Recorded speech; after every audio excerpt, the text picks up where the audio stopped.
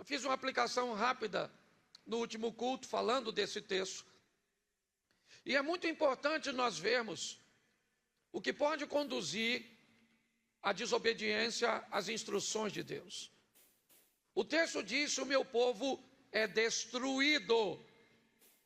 Não é apenas um sofrimento, não é uma coisa amena, é algo que vai causar muito estrago, muita dor, muita perda, algo de difícil, convivência. O povo é destruído, porque falta conhecimento. Agora nós temos um outro problema. O texto diz, também, não, volte o verso anterior. Pois lhe falta conhecimento. Pelo fato de vocês, sacerdotes, vamos lá, agora entra o 7, rejeitarem o conhecimento, também eu os rejeitarei. Me parece que a informação agora subiu de classe. Ela não está falando mais do povo em si só, da base.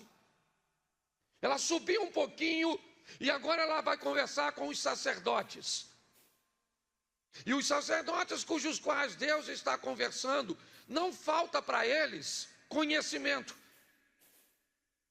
O que falta para eles é obediência ao conhecimento que tem.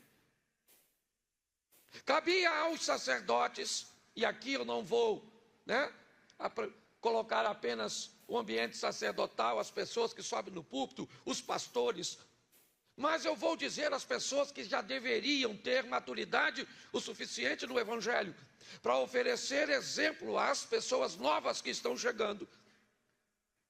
Cabe a todos nós a responsabilidade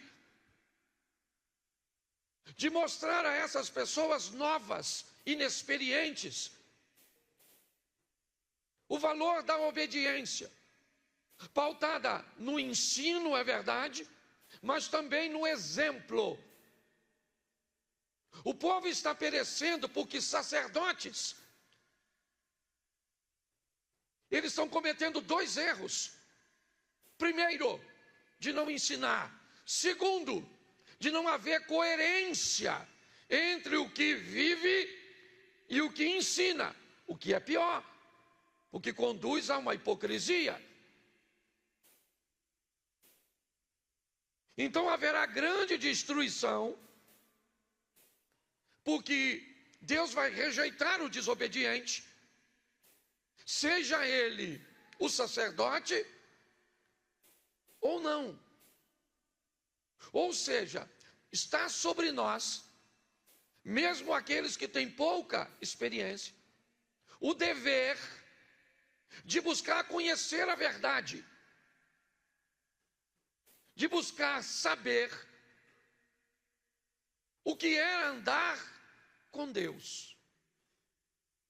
Para isso, talvez precisamos colocar sobre esse indivíduo alguma outra coisa, além da palavra e do ensino. Então vamos a João 16, 8. Quando ele vier, convencerá o mundo do pecado, da justiça e do juízo. Só o 8. Quando ele, repita comigo, quando ele vier. Isso, só isso, quando ele vier. Quando ele vier. Quando? Jesus está dizendo aos seus discípulos que ele vai morrer, e é necessário que ele morra, porque com a morte dele, alguém virá. E aí ele diz isso, quando ele quem? O Espírito vier, ele vai convencer as pessoas do pecado, da justiça e do juízo. Então não me basta só saber o que está escrito. Isso não é o suficiente para que eu seja obediente. Quando ele vier, pastor, mas ele já veio. Bom, Que ele já veio, eu sei. Eu só não sei se ele já veio sobre mim. Talvez a sua dificuldade de entender que pecado é porque você conhece o texto, mas não tem o Espírito. Então, por não ter o Espírito, o pecado não lhe parece pecado. Então você é capaz de não conseguir obedecer, porque você ainda não recebeu o Espírito Santo. E aí, eu não quero entrar nesse aspecto, senão nós vamos ter uma confusão danada de batismo, como funciona, e não me é essa. A intenção é dizer que quando o Espírito Santo vem sobre alguém, ele convence. Entendeu? Ele vai falar com você, certo? E Espírito Santo não fala aos ouvidos. Por que que a voz do Espírito Santo é muito mais forte que a voz de um homem? Porque a voz de um homem normalmente fala um ouvido. O Espírito fala ao coração. Então preste atenção. A destruição é feita porque falta conhecimento. A falta de conhecimento nem sempre é a ausência da informação, mas o não cumprimento da informação recebida. Muitas pessoas não conseguem obedecer e aparentemente coisas simples, simplórias, mas sem a força do Espírito Santo, sem o mover do Espírito, convencendo pecado, justiça e juízo, as pessoas não conseguem mudar de comportamento. Também poderíamos levar em consideração um texto quando Jesus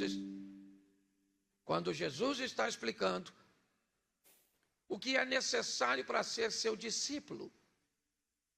Se alguém quer vir após mim, negue-se a si mesmo, tome a sua cruz e siga-me. Seguir a Jesus, narrado por ele mesmo, é semelhante a um homem que deseja construir uma torre, que deseja ir à guerra. O que ele faz? Busca todas as informações de forma prévia. Talvez você tenha dificuldade de obedecer porque não procurou saber as informações necessárias para andar com Jesus. Você pensou que dava para andar com Jesus e continuar do mesmo jeito, com o mesmo vocabulário, com a mesma roupa, com os mesmos ambientes frequentando, com o mesmo estilo de vida. Talvez num apelo, num culto extremamente inapropriado, inadequado, indevido, você levantou a sua mão, induzido por uma supergraça que é capaz de cobrir tudo o que você vai fazer sem nenhum tipo de mudança. Então o que nós enfrentamos? Uma igreja com pouca luz. Uma igreja com pouca luminosidade. Vós sois a luz do mundo. Ninguém pega uma lamparina e coloca embaixo da cama, porque o propósito é suspendê-la, é dar a ela um campo de alcance longo. É assim que funciona. O que é um povo com pouca luminosidade? O que é um povo que não serve de referência para o pecador? É um povo que está na igreja, mas não consegue obedecer. Às vezes, por não ser ensinado a obediência. Não obedeço porque eu não sei. Lembra de Filipe evangelizando o eunuco? Entende tu o que lê? O que ele respondeu? Como entenderei eu se alguém não me ensina? Então nós temos um ensino. Mas e quando o ensino foi recebido e mesmo sabendo que não pode fazer, você faz? Aí provavelmente você vai buscar a resposta na fraqueza. na sua fraqueza humana, que traz a conotação apenas de que você está lutando contra o pecado sozinho. É só isso. Você vai caçar o Espírito Santo em você e ele não está em você. Pelo menos para fazer o que deveria. Porque você pode ter o Espírito para falar uma língua estranha. Mas nem sempre o Espírito que dá a você o dom de línguas recebeu de você a autorização para que você conseguisse. Porque ela é sua. O Espírito é sujeito o único Espírito que não é sujeito a profeta é Satanás.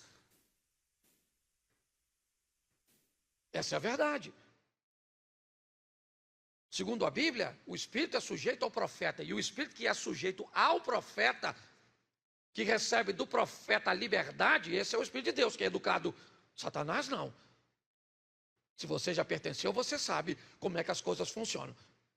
Se Deus aparece para você e te dá uma instrução, para lá na Pedra da Congonha, lá, o último, lá de cima, amanhã, meia-noite, para fazer uma oração, se você não faz, ele não vai te punir. Quem sabe o que significa o nome cavalo, sabe o que acontece se não for. Então é importante nós entendermos isso. Ver um povo que sofre, que está sendo destruído porque falta conhecimento. Ver uma classe sacerdotal, pessoas experientes, que deveriam dar o exemplo, mas por algum motivo não dá. Entendendo que para recebermos força para vencermos isso, vamos precisar do Espírito Santo. Mas eu preciso caminhar um pouquinho mais com vocês. Primeiro livro do profeta Samuel, capítulo 22. Deixa eu pegar aqui. 15, verso 22. Isso. Porém, Samuel disse: será que o Senhor tem mais prazer em holocaustos e sacrifícios do que em obedecer a sua palavra? Eis que o obedecer é melhor do que o sacrifício, e o ouvir é melhor do que a gordura de carne. Preste atenção nesse texto. Eu não quero saber valor de dízimo e de oferta. Eu não quero saber se você chega aqui 6 horas da manhã e sai daqui 11 horas da noite. Não se iluda que se você trabalha em 2, 3 ministérios, que se você coloca a sua vida trabalhando, tocando, pregando, ensinando, se o seu dízimo é muito alto, se você distribui umas cestazinhas básicas, note o que o texto diz. A obediência é melhor que as ofertas, que os sacrifícios. Olhe bem, Deus tem mais prazer na obediência do que em sacrifício. Então eu preciso entender isso. O valor da obediência. Não. Sabe o que é? Eu faço isso, mas eu dou uma ofertinha lá na igreja. Legal. Quando alguém faz um pedido de contribuição, eu dou. Deixa eu te falar uma coisa. Você está enganado no que diz respeito a isso. Isso vai dar problema para você. Então a obediência é muito maior que a sua oferta. Pare de, consciente ou inconscientemente, achar que você compra Deus. Tá certo? Não, eu faço isso, mas Deus sabe o quanto eu me dedico na sua casa. Está errado isso. Não é assim que as coisas funcionam. Para Deus, obedecer é melhor do que sacrificar. É assim que funciona. E eu não sei o que acontece. Preste atenção. Esse texto é um texto narrado para o rei Saul. Quando Samuel vai até Saul e manda ele destruir os amalequitas, matar o rei e acabar com tudo, ele sai de casa para obedecer, gente. Ele sai de casa para obedecer. E lá vai ele obedecer a voz de Deus, do profeta Samuel. Vamos lá, vamos pegar os amalequitas, vamos matar a todos, vamos matar o rei, vamos destruir o gado, vamos matar tudo. Destruir tudo, por quê? Porque eram inimigos. É isso, eram inimigos. Queriam ameaçar o povo de Deus. Agora, eu não sei onde. No caminho entre a casa de Saul e o campo de batalha, ele teve uma ideia melhor. Ele olhou para o gado. Havia algumas questões militares, né? Algumas questões de guerra, e uma delas era: se deseja ficar com os despojos, não mate o rei. Então ele não mata o rei para ficar com os animais. E o mais engraçado é que ele escondeu os animais. E quando ele recebe a visita de Saul ou de Samuel, sabe o que ele diz? Eu fui e obedeci. E Samuel falou: ô Saul, eu estou escutando um barulhinho, um mugido, um balido. Presta atenção, é a desobediência fazendo barulho. Ele falou: não, sabe o que é? Deixa eu explicar, Samuel. Quando eu vi uns gadinhos gordinhos, eu falei: Deus merece isso. É esse o contexto. O cara está desobedecendo e dizendo que a sua desobediência é para agradar a Deus. Então, deixa eu falar uma coisa para você. O que vai de desobediente, sem noção, por o inferno, não, um lugar quente, vai ser muito. Então, repita assim: obedecer. Eu vou adaptar bem a nossa aqui. Fala assim: seu trabalho, seu dinheiro e seu tempo não é tão valioso quanto a sua obediência. Isso, falou todo mundo para mim. Você tinha que olhar para o lado para falar. Mas tudo bem, vou ficar com essa.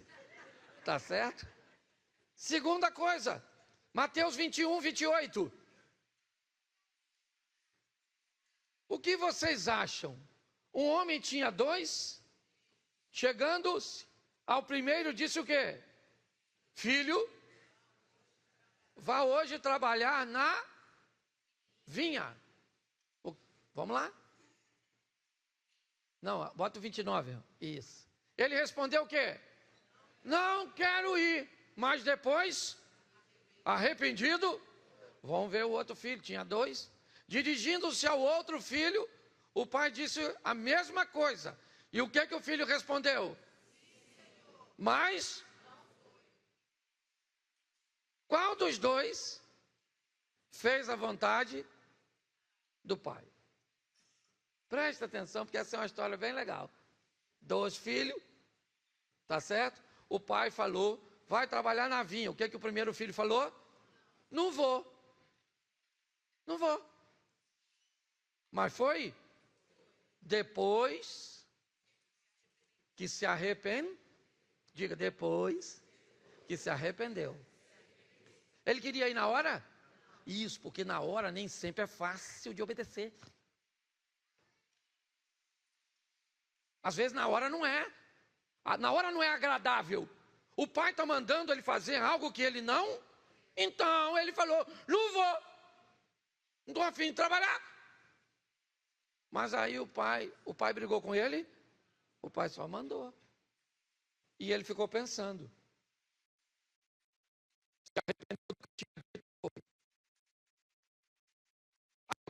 outro filho: filho, vai trabalhar na vinha. O que é que o filho falou? Agora. Foi? Mas falou que ia. O outro falou que ia, mas foi. O outro foi, mas falou que ia. O outro falou que ia, mas foi. Então o que falou que ia e o que falou que não ia, isso aí. Olha a complexidade da obediência. Então não é se você está afim ou não. Não é fácil. E esses dois filhos aqui do texto, eles são nós. Tem gente que você chama no gabinete e fala: não faz, não faz, não faz. Não vou fazer. Deixe comigo, que não faço mais. Aí sai e faz. E o outro fala: pastor, eu acho que eu vou fazer. E não é fácil não, pastor, não é fácil não. Obedecer não é fácil, mas é possível. Ou então a gente vai virar um montão de sem vergonha. É ou não é? Não aguento isso, não aguento ver aquilo, não aguento fazer isso, não aguento ver aquilo outro. Não aguento... Então a gente tem que deixar a igreja. Porque o Espírito Santo é capaz de nos dar força, de nos fortalecer para que consigamos obedecer ao Senhor. É fácil? Não é fácil. É possível? É possível. Deixa eu seguir aqui, porque esse culto é mais curtinho. Vamos lá. Apóstolo Paulo, Romanos 7,19. Coloca aí. Por quê? Porque o quê? Não faço o bem que eu, mas... Lê de novo.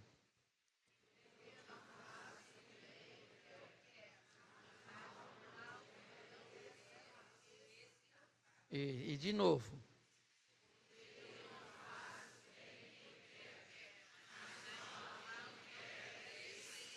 Quem falou isso? Quem escreveu isso? Ele está falando com a dificuldade. Qual é a dificuldade? Obedecer. O bem que eu quero fazer, eu não. O mal que eu não, isso. Você quer segredo para a obediência? 2 eu te dou. Primeiro, ande com quem obedece, que ele vai mostrar para você que é possível. Se você só anda com quem não obedece, como é que você espera se tornar um obediente? Ande com quem obedece, ande com quem vive o que você quer viver. Se aproxime dessas pessoas, do conteúdo dessas pessoas. E segundo, descubra de fato o que é obediência. Eu vou deixar isso um pouquinho mais à frente. Mas é importante nós entendermos isso. Eu quero obedecer? Tá certo. Eu quero. É desafiador? Sim, é desafiador. É possível? É possível. O apóstolo Paulo está dizendo aqui: o pecado que habita nele, tá bom. O pecado habita nele, sim ou não? Mas quando ele vier, quem é ele? E o Espírito Santo vai entrar onde? No mesmo indivíduo onde habita o pecado.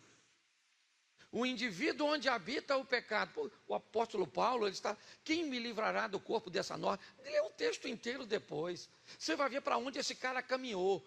Ele não se tornou perfeito, é verdade, mas perdeu o direito de acusação sobre todos, quando diz: o maior dos pecadores sou eu. Entendi a dificuldade, mas praticamente erradicou da vida dele, de seu estilo de vida, certo? O poder do pecado, conseguindo ser obediente. A Bíblia é bem clara quando fala de Jesus: e ele foi obediente até a morte, e morte de... E por causa disso ele recebeu o quê? Qual foi o prêmio que Jesus recebeu por ser obediente? E recebeu um nome que é sobre todo Nome, você quer ter nome nessa terra? Seja obediente. Você quer ser respeitado? Tenha nome. Quer ter nome? Seja obediente. Preste atenção. Quando o assunto é obediência, olhe só. Atos dos Apóstolos 5:29. Então Pedro e os demais apóstolos afirmaram: é mais importante obedecer do que aos. Olha o que ele está dizendo: obediência a Deus. Você lembra da frase, eu não vou citar aqui, não é meu interesse, mas me ajude aí. Se eu penso, logo eu. Se eu penso, logo eu. Então, existir era algo que só dependia de mim.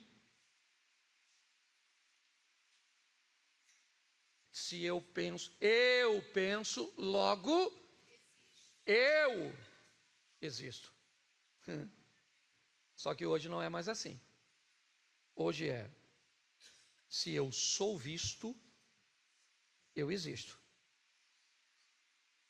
Se eu não sou visto, eu não existo. E aí eu vou ter um problema. Qual é o problema?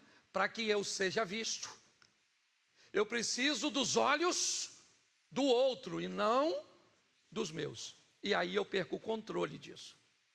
Eu não tenho controle sobre os outros. E aí eu tenho um problema com isso aqui. Porque agora obedecer a Deus não me é tão importante assim. Porque talvez obedecê-lo, postar alguma coisa que esteja nos padrões dele, dizer alguma coisa, aparecer vestido, colocar uma música que agrade e obedeça a ele, pode não ser tão atraente assim para que eu seja visto. Então Pedro diz: mais importa obedecer a Deus do que aos homens. Não é uma pergunta, é uma afirmação. Você está entendendo? Então, eu preciso entender isso porque eu estou nesse mundo. Eu estou nesse ambiente. Então, eu preciso definir se eu vou obedecer a Deus. Porque a alguém eu vou ter que obedecer. E se não é a Deus, Atos dos Apóstolos 5:3. Então Pedro disse: Ananias, por que você permitiu que Satanás enchesse o seu? Ele obedeceu, sim ou não? Mas obedeceu a quem? A Satanás. Você vai ter que obedecer a alguém. Quando você adultera, você acha que você está obedecendo a quem? A Deus? Sim ou não? Não. Pastor, então você está querendo dizer que todas as vezes que eu adultero, que eu peco, eu estou obedecendo a Satanás? Não, porque ainda tem a terceira obediência. Mas muitas vezes, quando você desobedece, quem vai estar lá te instruindo a desobediência é ele, Satanás. Essa é a verdade. O terceiro, 2 Timóteo, capítulo 3, verso 2.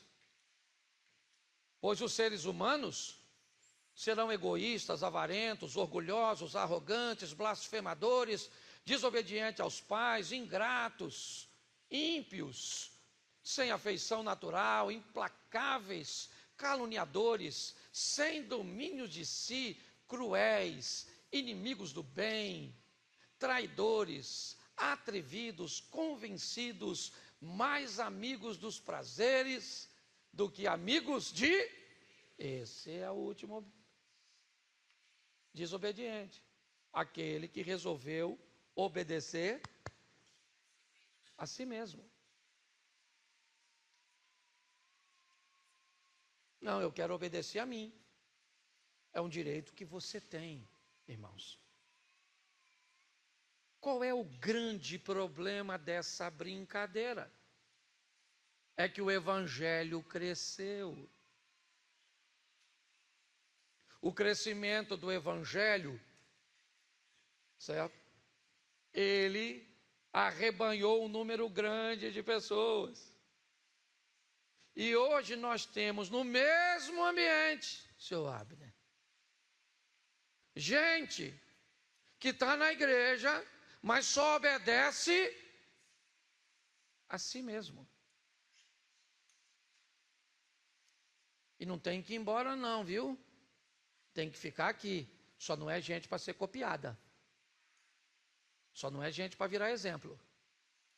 Mas não manda esse povo que obedece a si mesmo, não, que se não se transformar, quando ele vier, entendeu? Nós vamos continuar pregando, vamos continuar cantando, vamos continuar, e eu já descobri algumas coisas. Como é que eu vou falar? Está transmitindo, irmão?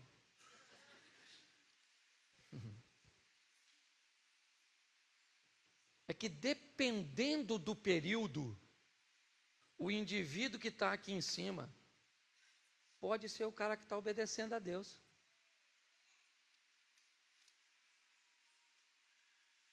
Mas dependendo do período da vida do cara que está aqui,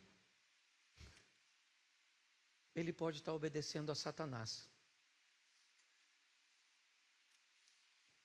Dependendo do período da vida de quem está aqui, ele pode estar obedecendo a si mesmo.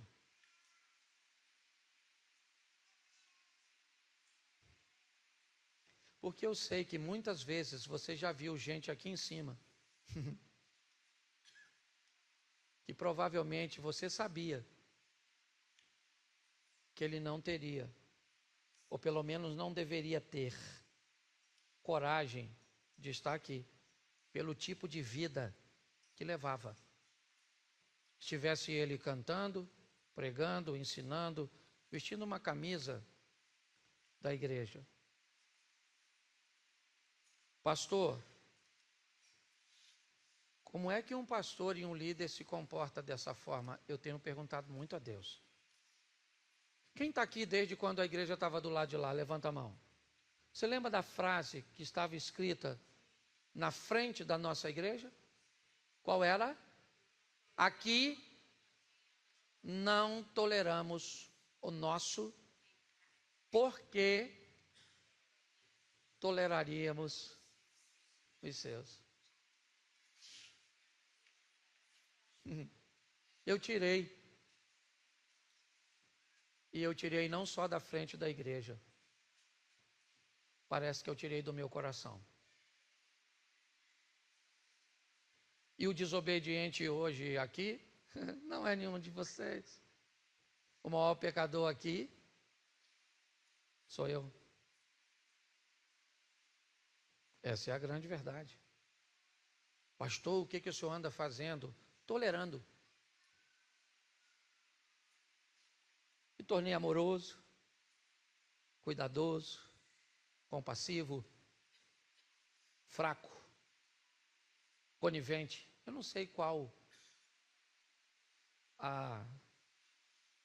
o adjetivo que você vai querer colocar sobre mim. Mas a verdade é que todos nós precisamos de mudanças. É fácil? Não. Mas é possível.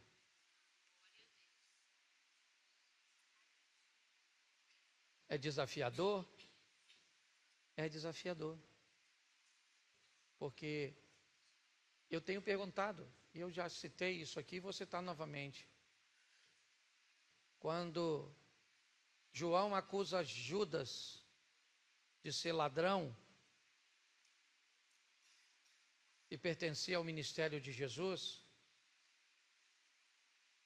eu me perguntei, se João sabia que Judas era ladrão, será que Jesus não sabia?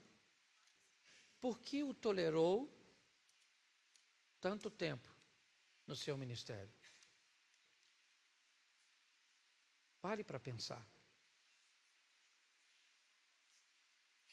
Talvez dando tempo para que ele pudesse Pastor, mas ele tinha que morrer daquele jeito. Meu irmão, se você acha que Judas tinha que morrer daquele jeito, me perdoa. O que você acha que deveria acontecer com Raabe, a meretriz? Com a moabita Ruth, certo? E com tantos outros. Todos sempre merecem e recebem de Deus uma oportunidade de mudança. Essa é a grande verdade. Nós precisamos de uma igreja séria, firme, santa. Essa é a verdade. Não cabe ao pastor remover ou separar joio de trigo. Deus vai fazer isso. Mas às vezes nós precisamos de determinadas decisões, que às vezes ferem mais. Você já bateu no seu filho e depois foi chorar? Quem aqui já fez isso, por gentileza? Isso. Certo? Se coloca de pé. Feche seus olhos. Senhor nosso Deus e Pai soberano, a redenção, ela foi elaborada pelo Senhor, porque há no Senhor o desejo de que todos se salvem e nenhum se perca. Às vezes nos deparamos com algumas pessoas em fases de sua vida que não são das melhores, que envolve tantas coisas erradas, ó Deus. Mas a tua palavra também nos ensina que onde abundou o pecado, superabundou a graça.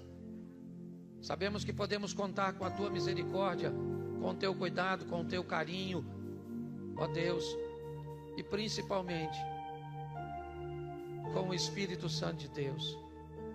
Toma cada um de nós em tuas mãos. Não somos super-homens, mulheres maravilhas, mas estamos todos lutando, ó Deus.